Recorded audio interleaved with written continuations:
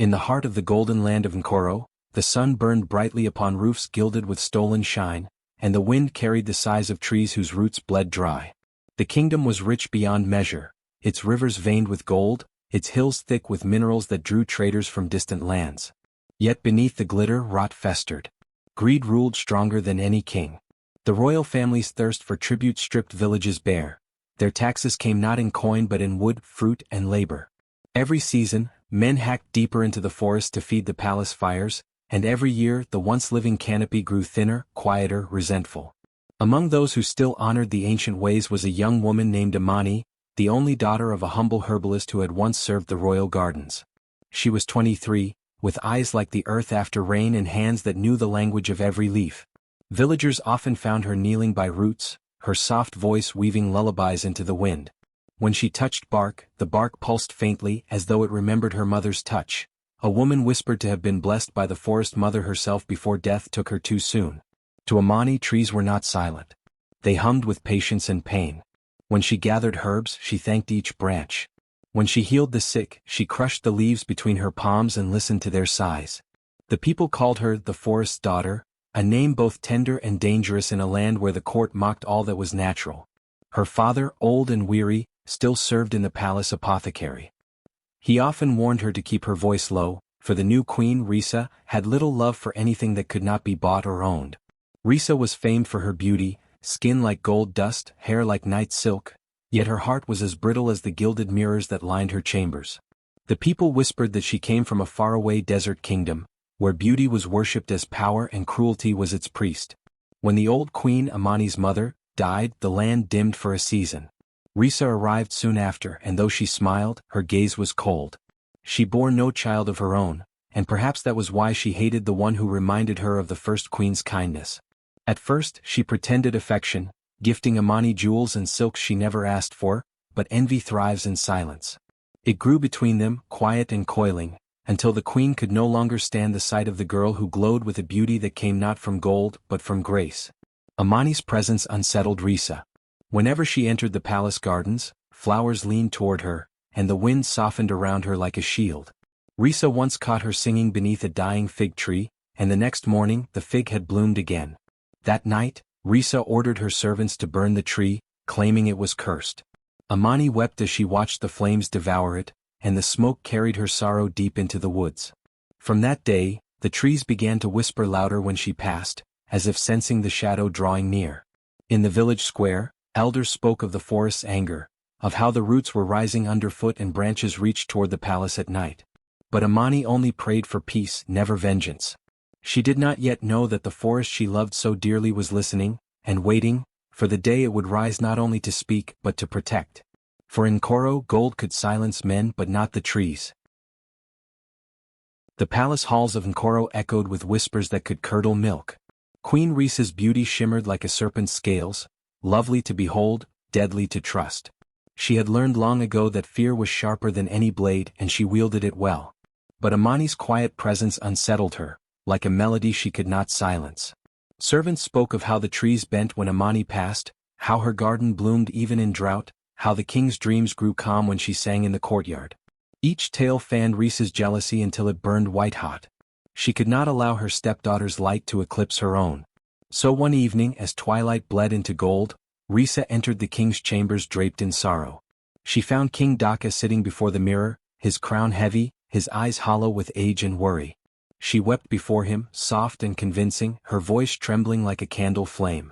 "My lord," she whispered, "I have tried to love her as my own, but the girl is cursed." Dhaka frowned, but she pressed on. "I have seen her whispering to roots and branches. I have seen the earth move when she prays. The people are beginning to speak of her as a witch, they say she commands the trees." The king shook his head, weary. "She is her mother's daughter," he said quietly. "The forest has always loved her kind." Risa clutched his hand, eyes glistening like poisoned honey. "And that love is dangerous, my king. The old queen may have blessed her, but blessings rot when mixed with pride. What if she seeks your throne? What if she bends the trees against us? Would you risk our kingdom for the whispers of a girl?" Dhaka's heart faltered. He remembered the strange breeze that often brushed his cheek when Amani entered the room, the rustle of leaves that seemed to echo her laughter even indoors. Doubt crept in like a slow poison. When a man's heart is tired, lies slip through more easily than truth. That night, as the moon rose full and pale, the decision was made. A decree went out quietly, no public spectacle, no trial. Amani would be taken into the forest, far beyond the last hunting paths, and left there. It was mercy, Risa said, to give her back to the spirits she loved. When Amani's father heard the order, his hands trembled so violently that the herbs in his pouch spilled to the floor. He begged for her life in silence, for words could cost him his own. Risa watched him with satisfaction as he bowed his head in defeat, his tears wetting the marble at her feet. At dawn, guards came to take Amani. She stood in the courtyard barefoot, her face calm though her heart thundered. She did not fight. Her father, hollow-eyed, approached her with the wooden pendant her mother had once given her, a small charm carved like a leaf, said to hold the spirit of the forest's protection. Before he could place it in her palm, Risa stepped forward, her smile as cruel as sunlight on a blade. "Such trinkets will not help a witch," the queen said softly, snatching the pendant from his hand. She held it up, admiring the grain. "This belongs in purer hands." Amani said nothing, but her gaze lingered on the charm. The wind stirred around them, gentle but cold. Somewhere in the distance, branches cracked, not by storm but by something older listening. The guards led her away through the eastern gate, toward the dark wall of the forest that loomed like a sea of shadows. Her father fell to his knees, his sobs muffled by his hands. Risa watched from the balcony, the wooden leaf warm in her palm. She believed she had ended a threat, silenced a rival, sealed her beauty with another's ruin. But as the sun dipped low and the first stars blinked awake, the forest began to whisper her name, not in worship but in warning. The sun melted into blood-red light as the guards dragged Amani toward the edge of the whispering woods. Few dared to walk this far, even the wind avoided the place. It was said that the trees there still held the souls of those who had died screaming in wars long past, and that if you listened too closely, the forest would whisper your own name back to you. As the last sliver of daylight vanished, the woods loomed ahead, vast, ancient, and alive in a way that made men's hearts stutter. Amani stumbled as the soldiers shoved her forward. Her wrists were raw from the rope, her white gown torn by thorns that clung like claws. They said nothing to her, they were too afraid to meet her gaze. The youngest among them, barely more than a boy, muttered a prayer under his breath as they reached a clearing veined with old roots that pulsed faintly underfoot. In the center yawned a pit, shallow but dark as the grave. "Forgive us, lady," the boy whispered, his voice cracking. But the captain barked at him to move. Together they pushed her down into the hollow, her body landing among the tangled roots. Amani winced but did not cry out. Instead, she lifted her head and looked toward the trees. Their silhouettes rose like watchful giants against the bruised sky. She felt their silence pressing upon her, heavy and ancient. For the first time in her life, the forest she loved so deeply gave no answer. It watched her waiting. The captain threw a final handful of dirt into the pit, as though to seal the deed. "By order of the crown," he muttered, "may the spirits take what belongs to them." And with that they turned away. Their boots crunched over dry leaves, fading quickly into the distance. One of the men glanced back only once. He swore he saw the trees lean closer to the pit, their branches twitching like fingers. When the sound of footsteps was gone, stillness fell like a shroud. No crickets, no owls, not even the rustle of wind. The silence was complete, the kind that seems to swallow breath. Amani sat motionless, her heart pounding in her ears. Then she began to hum. It was the song her mother used to sing, a soft lullaby of rivers and roots, a melody that once calmed storms. Her voice trembled at first, but then it grew steady, gentle as rainfall on dry soil. Each note hung in the air, sinking into the ground. The forest listened. The roots beneath her began to move, slow and deliberate, curling like serpents around her ankles. The earth breathed, a long deep sigh. From the shadows above, leaves shivered without wind. Bark cracked, branches twisted, and 1,000 unseen eyes seemed to open all at once, glimmering faintly like dew. Amani paused, fear flickering across her face. But the warmth that spread through the soil was not cruel, it was old, sorrowful, curious. A vine brushed her wrist, almost tenderly, and she felt her heartbeat slow in answer. "I am not your enemy," she whispered. "I am your child." The ground quivered, as though the forest itself recognized her voice. Roots unfurled around her, lifting her gently from the pit. Fireflies rose in swarms, circling her like tiny stars. Somewhere deep within the woods, a sound like a heartbeat echoed, slow, powerful, endless. Amani closed her eyes, tears gliding down her cheeks. The trees creaked softly in response, their voices overlapping in tones too ancient for words. The air filled with whispers, not of threat but of awakening. The forest had been waiting for her. The forest stirred with a rhythm older than memory itself, as though the very earth beneath Amani's feet remembered her mother's songs. Roots that had once held her captive began to move like living veins, pulsing with light from within. They untangled softly, cradling her like a mother lifting her child from the cradle. A hush fell over the whispering woods, and the air grew thick with the scent of sap and rain. Then, from the shadows between the trees, shapes began to emerge, figures neither wholly human nor entirely of bark and branch. Their eyes glowed amber, their bodies covered in moss and vines, their movements slow yet filled with immense grace. These were the forest spirits, the ancient guardians forgotten by man, who had watched in silence as greed and kings desecrated their home. Their voices rolled through the clearing like thunder from beneath the soil. "Child of the green vein," they murmured, their tone reverent yet sorrowful. "The blood of the old song flows in you." Amani trembled before them, her breath shallow, her heart pounding in awe. The spirits circled her, studying her with curiosity and pain, as if they saw not just her face, but generations of loss and forgotten promises. One spirit, tall as an oak, with bark that shimmered like bronze, reached out and touched her cheek. "Your mother spoke our tongue before the silence," it said, its voice echoing through her bones. "You carry what she could not protect." Amani felt warmth spread through her chest, a gentle hum that resonated with the whispers of the leaves above. The pendant her stepmother had stolen glimmered faintly in her mind, and a single tear rolled down her cheek as she whispered, "I do not wish for revenge, only to understand why the forest cries." The spirits exchanged glances, and a soft wind passed through their forms, rustling their leaves like laughter mixed with sorrow. "Then you must prove your heart still beats for life," said the oldest among them, his roots sinking deep into the earth. "For those who seek vengeance cannot hear the forest's true song." They lifted their arms, and a green light poured into Amani, weaving through her veins like glowing rivers. The pain from her bruises and cuts faded.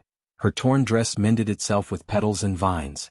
Around her, the forest seemed to breathe with her heartbeat, each tree bowing slightly as if in recognition. "You are under our protection now," they told her, voices blending into a single harmonious chord. "But remember this, protection is earned through balance. If your heart turns toward hatred, the woods will close upon you once more." As dawn began to break, Amani stood tall among the spirits, her hair glistening with dew, her eyes reflecting the green fire of the woods. The forest had accepted her, not as a victim but as its daughter reborn. And from that moment, the trees began to whisper her name, carrying it on every breeze that touched the edge of the kingdom that had cast her out. The air in the whispering woods grew dense with mist as Amani wandered deeper, guided by whispers that sounded like both warning and invitation. Vines slithered across the ground in slow, deliberate motion, weaving a path before her bare feet. She followed without question, her heart heavy but calm. Every step she took stirred memories she had tried to bury, her stepmother's venomous smile, her father's downcast eyes as he led her to the forest's edge, the echo of her mother's final breath. The vines tightened around her ankles and wrists, not to harm but to bind her still, forcing her to see what she had long feared to face. In the dim light beneath the canopy, visions appeared in the curling fog. She saw Queen Risa whispering poison into the king's ear, her words slick with deceit. "The girl speaks to spirits," Risa had said. "She carries her mother's witchcraft." Then came her father, his face lined with grief, tears glistening as he obeyed the order to abandon his only child. The forest made her watch it all, every betrayal, every silence, every wound that had festered in her heart. She fell to her knees, clutching her chest, her cries echoing through the hollow woods. "Why show me this pain again?" she wept. "Why tear open wounds that never healed?" A voice rose from beneath the soil, deep and ancient. "Because healing is not forgetting," it said. "To carry the forest spirit, you must forgive, not for them but for the life that grows within you." The vines released her slowly, and she found herself standing before a massive tree unlike any she had ever seen. Its roots glowed faintly like embers under ash, and its trunk pulsed with slow, rhythmic light. It was the heart tree, the oldest being in the forest, said to hold the memory of every leaf, every creature, every birth and death that had ever graced Nkoro. Amani approached, trembling, her stomach hollow from days without food, her body frail but her spirit awake. She reached out and laid her hands upon the roots, feeling warmth spread through her palms. As she touched them, visions of her mother returned, not in pain but in light. Her mother smiled, her hands tending to herbs, her voice gentle as a breeze. "My child," the vision whispered, "forgiveness does not erase what was done. It frees the spirit to bloom again." Tears streamed down Amani's face, but this time they were not born of sorrow, they were cleansing. She whispered forgiveness into the soil, her words sinking into the glowing roots. A tremor ran through the ground, and the forest responded with a low hum, as if exhaling in relief. The roots brightened, wrapping softly around Amani's wrists, not as chains but as garlands of welcome. Leaves unfurled overhead, showering her in golden light. When the glow faded, she stood transformed. Her eyes shimmered with green fire, her voice carried the rhythm of the earth, and her heartbeat pulsed in harmony with the trees. The spirits appeared once more, bowing their heads in reverence. "The heart tree knows you now," they said. "You are the daughter of the forest. Its pain is yours and so is its power." Amani gazed upward, her face streaked with tears and light, and for the first time since her exile she felt whole. The forest had tested her heart and found it true, not filled with vengeance but renewed with life. And as the wind swept through the branches, it carried a new song, one that whispered her name not as a memory but as a promise. When dawn broke over the whispering woods, the light seemed to bend toward Amani. Dew clung to her lashes, and her skin shimmered faintly where bark-like patterns had grown along her arms, tracing the veins beneath like ancient symbols. Her once dark hair was now threaded with strands of living green, small leaves unfurling from them as if she herself were part of the forest's endless renewal. She stood barefoot upon the moss, the air around her thick with life, birds perched on her shoulders without fear, and vines curled affectionately around her ankles. Every living thing seemed to recognize her not as intruder or prey, but as kin. The forest spirits emerged one by one, luminous beings of mist and bark with eyes like molten amber. They bowed before her in silence. "You have been reborn," said one, its voice like rustling branches. "The roots have accepted your heart. You are no longer child of man alone, you are the green daughter, the pulse between earth and flesh." Amani's breath trembled as she looked down at her hands. She could feel the forest breathing through her, 1,000 heartbeats resonating with her own. For a fleeting moment, she remembered the girl who had once been thrown into this place to die, weak and afraid. That girl was gone. What remained was something the world had never known, a bridge between pain and peace, between vengeance and growth. The trees swayed, creating a path of light as she walked. Flowers bloomed in her wake, and the winds carried her name across the canopy. Animals emerged from their burrows and nests, foxes, owls, and deer, each bowing their heads as she passed. The forest that once whispered in sorrow now sang with reverence. Yet within her she still carried the ache of loss, the memory of betrayal. The spirits sensed it, but they did not judge. They understood, even the purest roots draw strength from the soil of their wounds. Amani stopped before the heart tree, its trunk glowing faintly in the soft light. "I have been given life anew," she said softly. "But my heart still burns, not for revenge but for balance. The greed of men has bled the land dry. The forests fall and the rivers turn to dust. I will not seek to destroy them. I will teach them what they have forgotten, that life is not theirs to own." The heart tree stirred, its massive branches creaking as a spirit stepped forward, tall, robed in woven vines, carrying a staff that pulsed as though alive. Its voice resonated through the ground and sky alike. "Then take this, Amani of the green vein, the staff of living wood. It is bound to your heart and breath. So long as you remain true to balance, it shall answer your call." She reached out and grasped the staff. The moment her fingers touched it, it came alive, roots wrapped around her wrist, linking to her pulse. The wood was warm, breathing softly, the core glowing green like the first sprout of spring. She felt its power course through her, not as fire but as growth, steady and unstoppable. The spirits bowed deeply as light radiated from her, spreading through the forest like dawn breaking through darkness. Amani lifted the staff and the winds responded. The trees bent low, their leaves shimmering in harmony. Birds circled above her in a spiral of gold and emerald, singing a song older than the kingdom itself. "I will protect this balance," she vowed aloud, her voice echoing like distant thunder. "No blade, no crown, no lie will silence the earth again." The spirits chanted her name, their voices merging with the rustle of leaves and the heartbeat of the soil. Amani smiled faintly, the strength of the forest flowing through her veins. She was no longer just a girl abandoned to die, she was the pulse of life reborn, the guardian between worlds, the green daughter who would rise not in wrath but in renewal. The kingdom of Nkoro woke to whispers carried by the wind. The once proud capital, with its marble towers and golden gates, now stood trembling beneath the creeping reach of the whispering woods. It began quietly, a vine curling through the cracks of an old well, roots pushing gently beneath cobblestones. But by the seventh dawn the change could no longer be ignored. The earth itself had begun to breathe again, reclaiming what greed had stolen. Vines thicker than ropes slithered across palace walls, wrapping around stone and metal as if to squeeze the corruption from them. Roses and wild lilies bloomed from the cracks, their petals tinted crimson and gold, drinking from the spilled blood of the land. The rivers that had once run shallow now flowed freely, shimmering with an emerald hue, a sign that the forest's heart was pulsing again. To some it was beauty, to others a warning. The people whispered of a spirit awakened, a guardian born of both sorrow and grace. They called her the Forest Queen. In her throne room Queen Risa could not sleep. Her dreams were haunted by rustling leaves and distant songs that spoke her name with accusation. Every mirror in the palace reflected vines creeping closer to her image, wrapping around her throat like fingers. "It's witchcraft," she hissed. "The girl has cursed us all." In her desperation she ordered the royal guard to burn the forest, every root, every leaf, every trace of Amani's name. The soldiers marched at dawn carrying torches and oil. They entered the woods chanting prayers to ward off spirits, but the deeper they went, the quieter the world became. Birds stopped singing. The air thickened. The trees stood still watching. When the first torch touched bark, the fire roared higher than ever before, wild, alive. Yet instead of spreading outward, it turned inward, wrapping around the soldiers who bore it.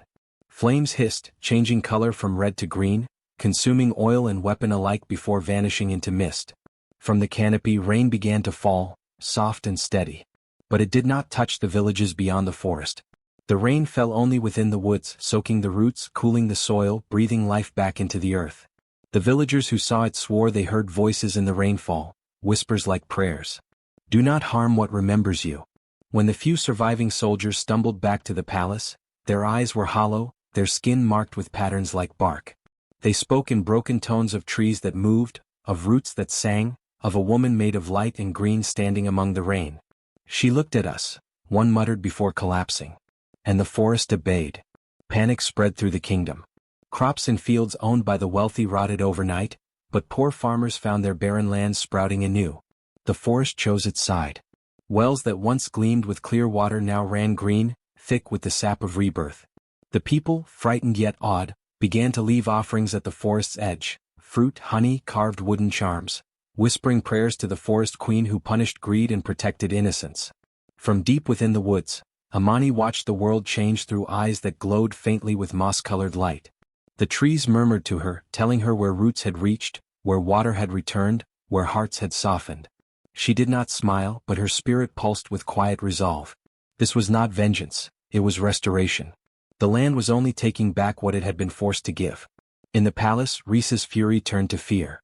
Her gardens withered, her gold tarnished green, and her silks grew mold from unseen dampness. The air smelled of earth, heavy and old. Each night, she dreamed of Amani standing at the forest's border, her hands raised as vines crawled up the palace walls. The sound of roots twisting in the ground echoed like the slow beat of a living heart. Soon, travelers from distant lands began to speak of Nkoro as the kingdom of roots, where greed was punished by growing things, and where beauty could not exist without balance. The people no longer bowed to the queen who sat trembling behind her crumbling walls. They turned their prayers toward the woods, toward the unseen protector whose voice they heard in the rain, whose mercy was green and whose wrath was alive. And deep beneath the forest canopy, Amani whispered to the trees her words of vow. "Let the land remember kindness," she said softly, "and let the roots remind those who forget." The trees swayed in answer, and from the soil, new life continued to rise, silent, patient, unstoppable. The night Amani returned to the palace, the moon hung low and wide, veiled in silver mist. The streets of Nkoro were empty, the air heavy with the scent of rain and moss. Every step she took was accompanied by the soft rustle of roots beneath her feet, lifting her gently from the earth as though the land itself refused to let her touch the stone of her enemies. Her bare feet glowed faintly green, her hair threaded with vines that shimmered in the moonlight. The forest had come with her. As she neared the courtyard gates, the guards stationed outside felt the ground quiver. Roots snaked between the cracks of the cobblestones, coiling around their spears and lifting them from trembling hands. Before they could shout, the roots withdrew, leaving only the faint impression of her footprints glowing on the stone. Amani passed through without a word, the gates groaning open as if welcoming her home. The palace courtyard, once the pride of Queen Risa's reign, was now unrecognizable. Ivy had crept across the walls, blooming with pale flowers that opened only under moonlight. Statues of past kings stood cracked and half-buried, their faces veiled by moss. The fountains, long dry, now overflowed with clear water that smelled faintly of rain and earth. As Amani entered, the wind carried the whisper of the trees, ancient, watchful, remembering. Inside the grand hall, Queen Risa stood before her mirror, her trembling hands clutching the wooden pendant she had stolen years ago. The charm, once vibrant, had grown blackened, pulsing faintly as though something within it struggled to breathe. Her reflection no longer obeyed her. The mirror showed her face as it truly was, pale, lined, and hollowed by greed. When the first vine pushed through the crack in the marble floor, Risa turned sharply, her voice breaking. "Who's there?" The doors opened without a touch. Amani stepped inside, her figure wreathed in mist and moonlight. Her eyes glowed faint green, her expression calm and sorrowful. "You should have died." Risa gasped, stumbling backward. Her voice, once dripping with command, trembled like a cornered animal's. Amani's voice was soft, but it carried through the hall like a song woven from the breath of trees. "I did," she said. "But life refused to let me go." At her words, the ground beneath them rumbled. Roots surged through the floor, winding up the marble pillars and coiling around the throne. Flowers burst from the cracks, their petals glowing faintly in the dim hall. The trees outside groaned, their branches stretching inward through the windows, carrying the scent of rain and soil. It was as though the palace itself had begun to breathe again, and to judge. Risa stumbled back until her back struck the throne. "What are you?" she whispered. "I am what you buried," Amani replied gently, stepping closer. "The voice you silenced. The life you drained. The seed you thought would never grow." Her gaze softened as she looked around the room, at the splendor now overtaken by vines. This palace was built on the bones of the forest. Tonight it remembers.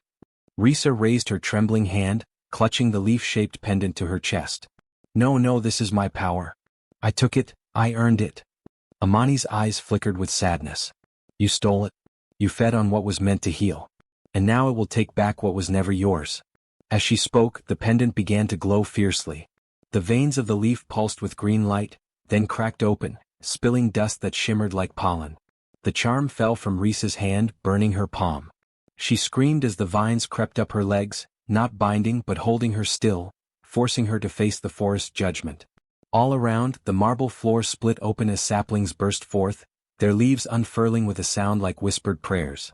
From within their bark came faces, ancient and knowing, the spirits of the old forest.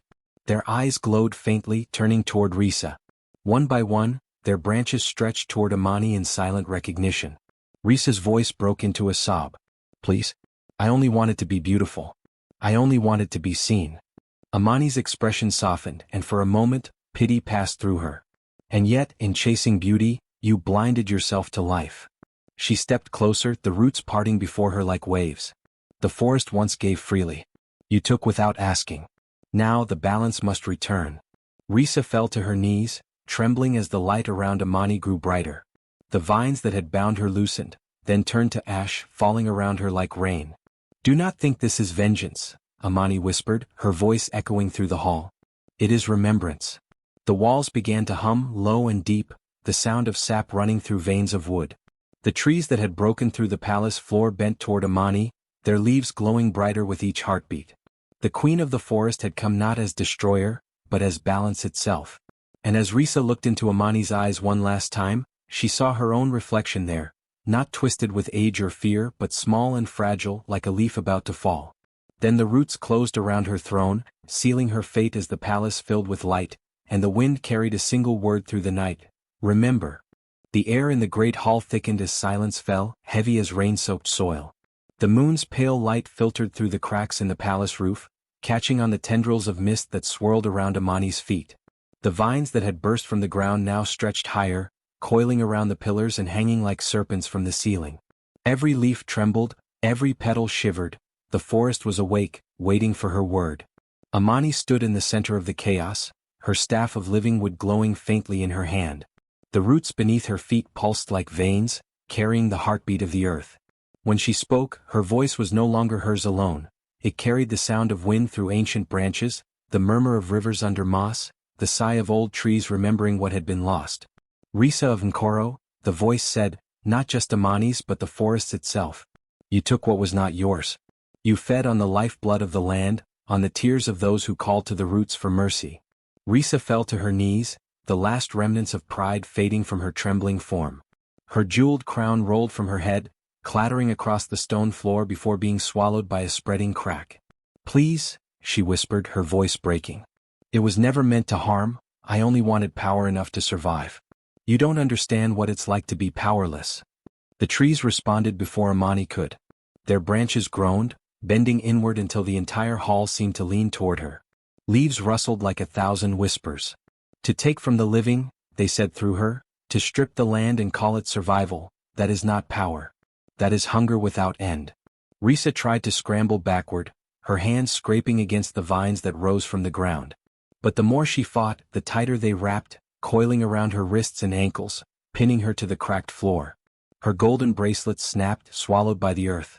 You bled the soil for gold, the voice continued, waves of energy rippling from Amani as the vines pulsed with light. You silenced those who begged for mercy. You called the sacred cursed, and the living weak. The queen's eyes darted to Amani, or rather to the forest spirit within her. It was your mother's doing, she cried. She cursed me when I entered this palace. She made me fade, made me desperate. I had no choice. The floor shuddered beneath her. The ancient voice within Amani rose to a thunderous pitch. The forest curses no one. It only mirrors what you plant. You sowed greed and so your roots rotted. As the words echoed, the vines lifted Risa from the ground. Her feet dangled as the tendrils wrapped around her waist, her arms, her throat, not strangling, but binding her like an offering to something older than time. She screamed, her voice breaking into sobs as the roots crawled higher, their tips glowing faintly gold. Amani stepped closer, her eyes filled with sorrow.